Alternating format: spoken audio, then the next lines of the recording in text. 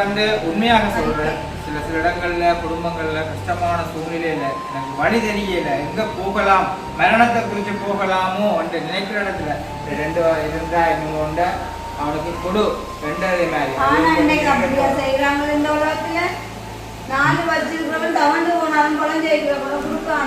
வெறும் மலமலண்டு சாப்பிடுங்க. உண்மையிலேயே விட அம்மா வந்து மறுத்து உயிர் தோறாள். ரெண்டு பேருக்கும் அம்மா வந்து என்ன சொல்றது வரும் அந்த மாதிரி இருக்கிறாங்க. ஆனா ஒரு மனுஷன நாசமா போ, நீ மண்ணுமா போ, அவ்வளோ எனக்கே காலம் வந்தாச்சு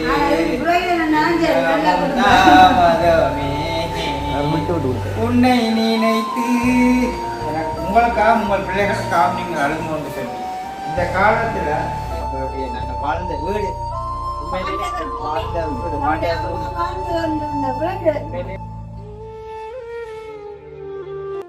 அனைவருக்கும் வணக்கம். நான் சுமன்.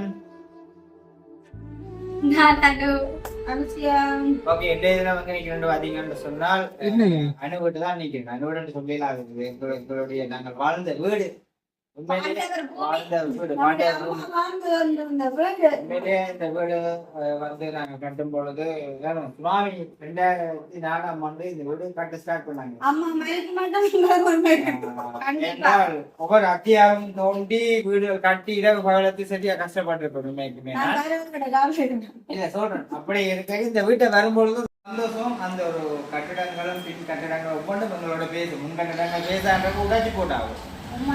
வந்து பெரிய ஒரு இது நடந்தது. மெயின் வந்து ஒரு ஆசை தானே எல்லாருக்கும் வந்து வீடு கட்டணும். அம்மாவுக்கு வந்து இந்த வீடு வந்து கட்டுறதுல புள்ளியுமே விருப்பம் இல்லை. ஏன்னு சொல்லுங்க தாங்க நீங்கள் 6 வயசுக்கு நான் உள்ள தண்ணி என்னம்மா அது வந்து புறம் சொல்லக்கூடாது. அது போக ஜாக்கி விடுற வீட்டுக்கு அப்போ வந்து அம்மா கொஞ்சம் அதனடியாக இந்த வீட்டை வரும்பொழுது ஒரு ஆறுதல் ஒரு இதாக இருக்கும். என்ன நாங்கள் வாழ்ந்தது அவ்வளோ அப்படி இதாக இருக்கும்.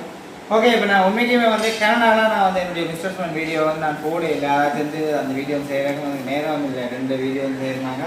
ஒன்றுக்கு தற்போதைய நேரம் இல்லை. ஆனால் முக்கியமானது ஒன்று, நாளைக்கு வந்து ஈஸ்டர். அதாவது வந்து ஆண்டவர் தெளிந்த ஒரு நாள். இந்த நாளை குறித்து நீங்கள் என்ன நினைக்கிறீங்க?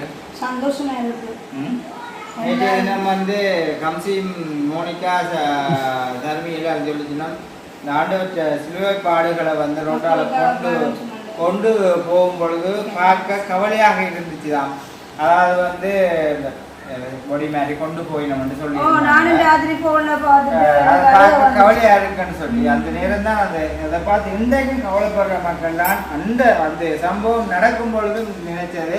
கடவுள் சொன்ன வார்த்தை ஆண்டவர் எனக்காக அழ வேண்டாம், உங்களுக்காக உங்கள் பிள்ளைகளுக்காக நீங்கள் அழுங்கன்னு சொல்லி இந்த காலத்துல அவர் சொன்ன வாக்கு திட்டத்தின்படி எல்லாமே வந்து நிறைவேறி கொண்டு இருக்குது. நீங்க இப்ப யாருக்காக கவலைப்படுற?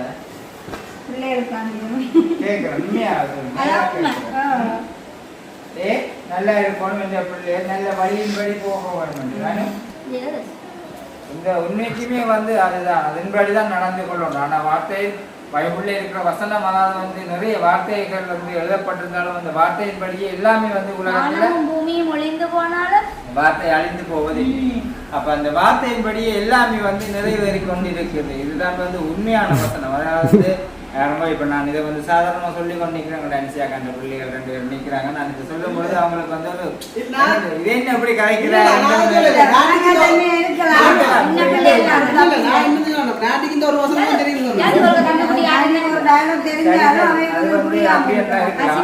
அதுக்குதான் சொல்லி கிடக்கு. சிலுவையின் உபதேசம் பார்க்கிறவனுக்கு பைத்தியகாரத்தனமாக இருக்கும் என்று சொல்லி அப்படித்தானே. ஓகே, அப்போ உண்மையிலேயே வந்து எங்களுக்கு ஆண்டவர் இந்த உழவு தூரம் உழவு பாடுகளை பட்டு உழவு தூரம் இருந்து எங்கள் மக்கள் தன்னுடைய ஜனம் எல்லாருமே வந்து தனக்கூடாக இருக்க வேண்டும் என்ற ஒரு நல்ல எங்களுடைய பாவங்கள் எல்லாத்தையும் தான் சுமந்து ஏன்னா நாங்கள் சுமக்க தேவையில்லை என்று சொல்லி சில இடங்களில் நாங்கள் தெரிந்தும் தெரியாமலும் தவறுகளை விட்டு அறியாமையினால சங்காரமாக கொண்டு இருக்கிறோம். உண்மையிலேயே வந்து இப்போ எங்களுக்காக வந்து கடவுள் வந்து பிதாவிடம் பிரார்த்தனை செய்வார்கள். நாங்கள் செய்கிற பாவங்களை மன்னிக்க வேணும் என்று சொல்லி நாங்கள் உண்மையிலேயே வந்து நாங்கள் இப்போ என்னென்னு சொல்கிறது, இப்போதைய காலத்துலேருந்து ஒரு பிள்ளையை வந்து கொடுக்குறோம், ஒரு சின்ன தவறு செய்கிறோம்னாலே மன ரீதியாக ஒரு பயமாக இருக்குது. மனுஷனுக்கு பயம் இல்லை, உண்மையாக இருக்கிற கடவுளுக்கு ஒரு பயமாக இருக்குது. காரணம் நாங்கள் இங்கே குற்றம் செய்யும் பொழுது அங்கே ஆண்டவர் வந்து அந்த இடத்துல வெக்கப்படுற மாதிரி ஒரு இதாக போகுது. அப்போ அதனடியாக எல்லாத்தையும் புரிஞ்சாங்க. இந்த உலகம் வந்து என்னன்னு சொல்றது, உலகத்தின் இன்பமான வாழ்க்கையும் ஒரு பணம் அந்த ஒரு அறியாமையினாலேயே எங்கேயோ ஆசீர்வாதம் இருக்கு. அந்த ஆசீர்வாதம் எங்கேயோன்றது மாதிரி ஓடி போய்கொண்டே இருக்காங்க. மனுஷன் வாழ்றதுக்கு பணம்ன்றது வந்து வேணும். ஆனால் பணம் தான் வாழ்க்கைன்றதே இல்லை. பணம் தான் வாழ்க்கைன்றது மாதிரி ஓடிக்கொண்டு திரிகிறாங்க. கொஞ்சம் கும்பல் இருக்கு. அதே பாருங்க, உலகத்தில் எவ்வளவு சம்பவங்கள் நடந்து கொண்டிருக்குன்னு சொல்லி கழுத்தை வெட்டுறாங்க, கத்தி வெட்டுறாங்க. இப்போ பிக்கடியில் பிக்கடியில் டவுனுக்கு கூடி, அதாவது வந்து ஒரு அக்காவுக்கு வந்து கோயிலுக்கு சென்ற இடத்துல தாலி பொறியா எடுத்து கொண்டு போயிட்டாங்க. இதுதான் இப்போ நடந்தது. அப்படியே வந்து நாட்டில் எங்கட காது சம்பவப்படத்தக்கதாக இவ்வளவு விஷயங்களை நாங்கள் வந்து காணக்கூடிய மாதிரி இருக்குது. அப்ப இதுக்காக தான் நான் நினைக்கிறது, எல்லாருமே வந்து ஒற்றுமையாக சந்தோஷமாக இருக்கணும். இந்த வீடியோவில் வந்து நான் அடிக்கடி சொல்ற வசனம் வந்து இதுதான், ஜனமே மனந்திரும்பு. பாடு நீங்க பாருங்க, பாட்டு தெரியா? இயேசுவிடம் ஓடிவா, இறுதி காலம் வந்தாச்சு, தாமதமே உன்னை நினைத்து சிலுவையிலே தாகம் தாகம் என்றார். உன்னை ரசிக்க பாவம் மன்னிக்க தன்னையே பலியாக்கினார். மகனே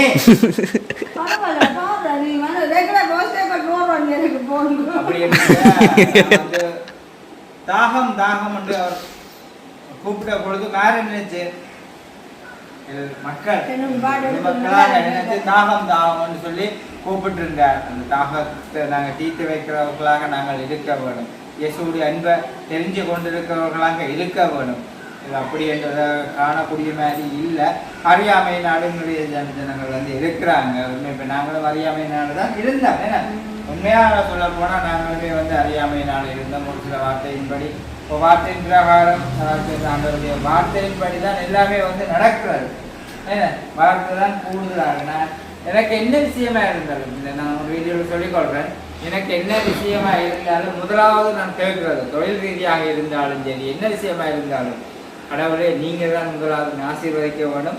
உங்களோட சித்தத்தின்படிக்கே இது நடக்கட்டும். உங்களுக்கு சித்தமானா இது நடக்கட்டும். அதன்படி நடக்கிறபடியா இன்று வரைக்குமே நிலையாக நிற்கக்கூடிய மாதிரி இருக்குது. இதுவே உண்மை. இல்லையா நாங்கள் செய்த குழப்படிக்கும் இதுக்கும் எங்கேயோ காணாமல் போயிருப்போம். உண்மை தெரியுங்க. இப்போ உங்களுக்கு நான் வேற யாரையும் பற்றி போய் சொல்லல. நாங்கள் ரெண்டுமே சகோதரர்கள் நிற்கிறாங்க. ஏறக்கூடாத இடத்துல ஏறிடுவன், குதிக்கக்கூடாத இடத்துல குதிச்சிடுவன், போட்லேயே ஏற்றி கொண்டு போயிட்டு இவங்களை கூட்டி கொண்டு போய் செட்டா கூட்டி கொண்டு போயிட்டு கடலுக்குள்ள தண்ணிக்க நானும் சரி வேலும் சரி நான் இங்கே நின்று அப்படி அந்த வகை எல்லாத்துலேயுமே கடவுள் கூட இருந்திருக்கிறார். ஆனா வளர வளர நாங்கள் ஞானமாக இருக்க வேணும். என்ன ஞானத்தை தந்திருக்கிறாரு. பாட்டே பாடுறேன் இல்லை, அது இப்போ எப்படிதானே நானா வர வேணும். ஒவ்வொரு விஷயம் அதனடியால் தான் நான் உண்மையாக்குமே சொல்லிக்கொண்டேன். நாட்டில் வந்து நிறைய பேரை பார்க்குறது வெயில் ஒரு பக்கம், வெயிலை விட சில பேர் செய்கிற வார்த்தைகள் வார்த்தையின் பிரகாரம், அதாவது வந்து ஒரு மனுஷனை சபிக்கிற மாதிரி வந்து பேசுறது. இப்போ நான் கதைக்கிறது கூட உங்களுக்கு சில விளையாடுறாங்க கதைக்கிறான மாதிரி இருக்கலாம். ஆனால் ஒரு மனுஷனை நாசமாப்போ நீ மண்ணுமாப்போ அவ்வளோ எனக்கே தான். ஒரு மனுஷனை வந்து வாய்க்கு சவிக்காது. அது வந்து ஒரு நாளுமே கூடாது. செய்வினையும் சரி. நாங்கள் வந்து உண்மையாக நான் கிறிஸ்துவுக்குள்ளாக இருப்பமாக இருந்தால் எங்களுக்கு எந்த மந்திரமும் பள்ளி சூனியம் எதுவுமே எங்களை அணுகாது. ஆமென். கண்டிப்பான்னு சொல்லக்கூடாது. நான் ஆமேன்னு சொல்லுவேன்.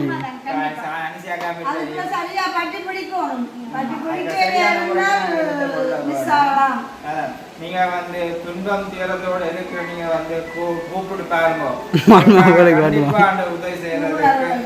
உதவி செய்யறதுக்கு ரெடியாக இருக்கிற எங்களுக்காக மரித்த இயேசு, எனக்காக மரித்த இயேசு.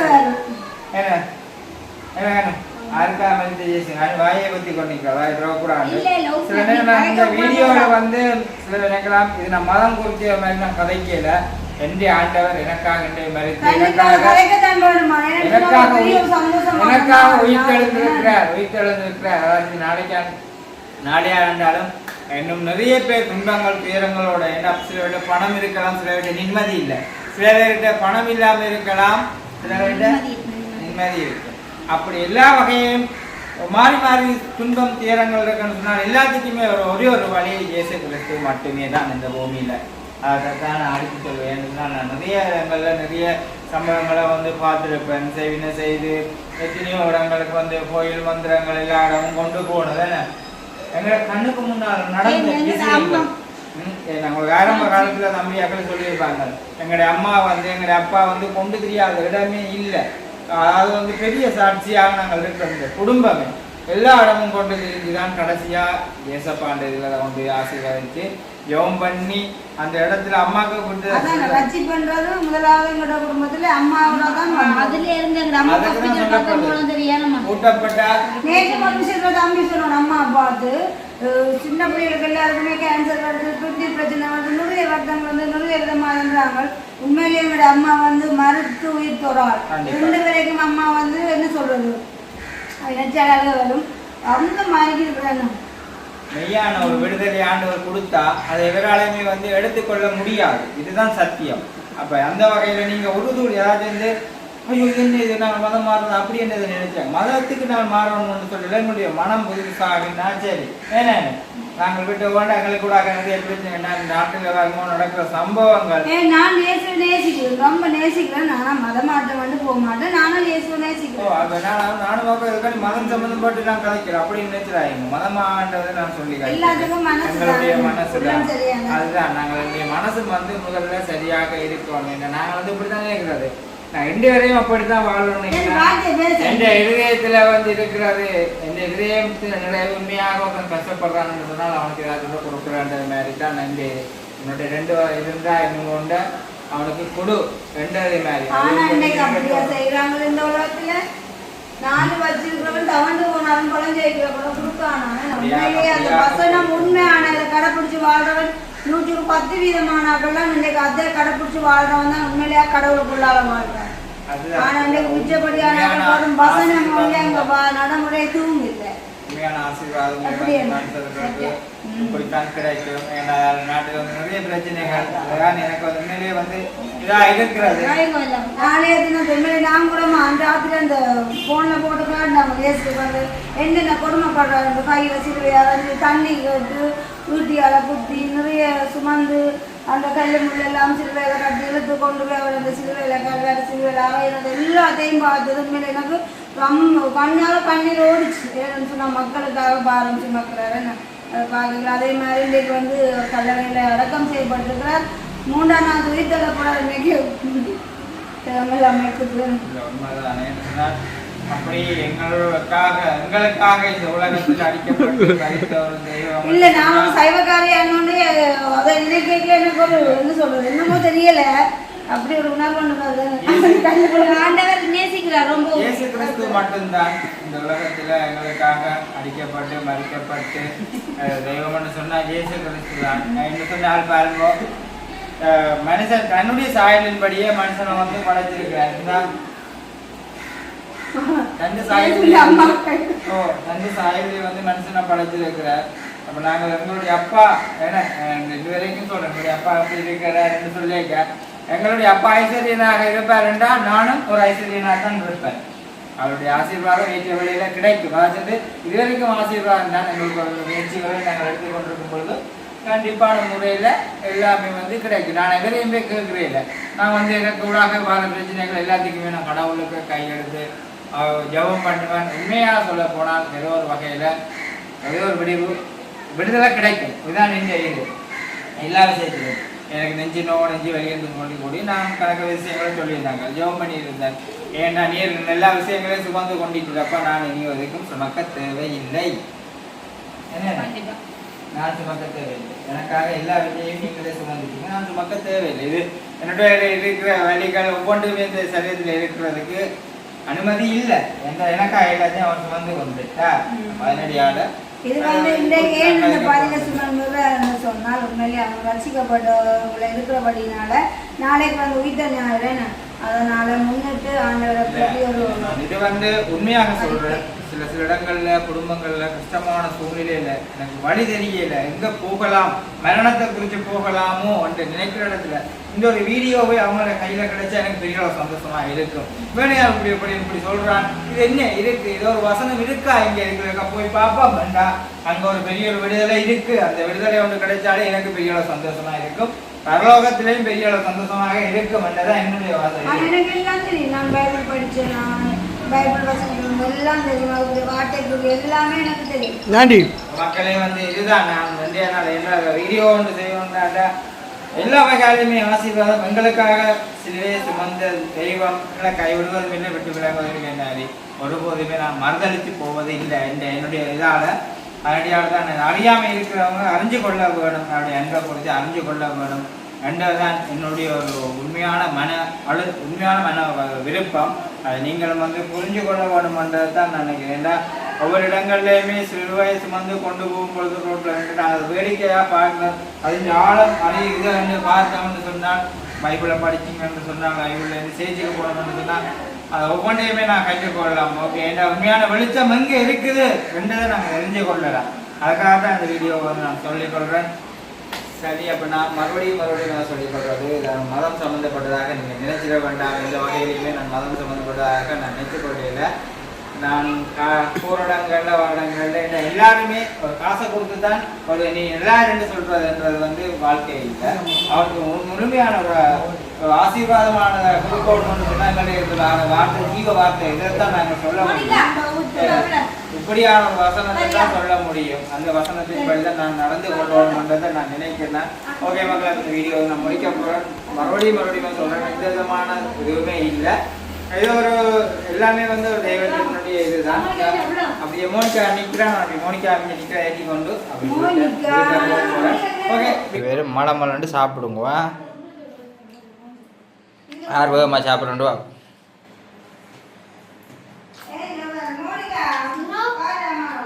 சாப்பிட்றேன். மோனிக்காவுக்கு டியூஷனுக்கு நேரம் வந்தபடியால் சாப்பிட்றது கொஞ்சம் இதாக கிடையாது. எஞ்சுக்கணும் மாதிரி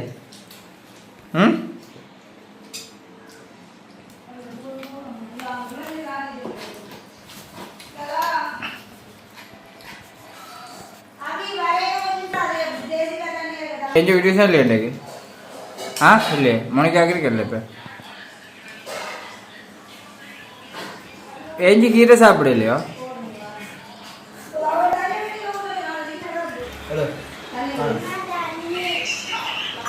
போனோட பிள்ளைகள் சாப்பிடுவேன், போன் பார்த்து கொண்டு பழக்கம் பிள்ளை.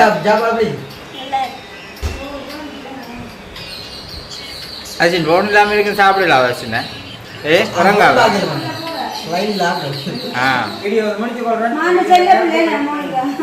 சொல்லி போட்டு போ.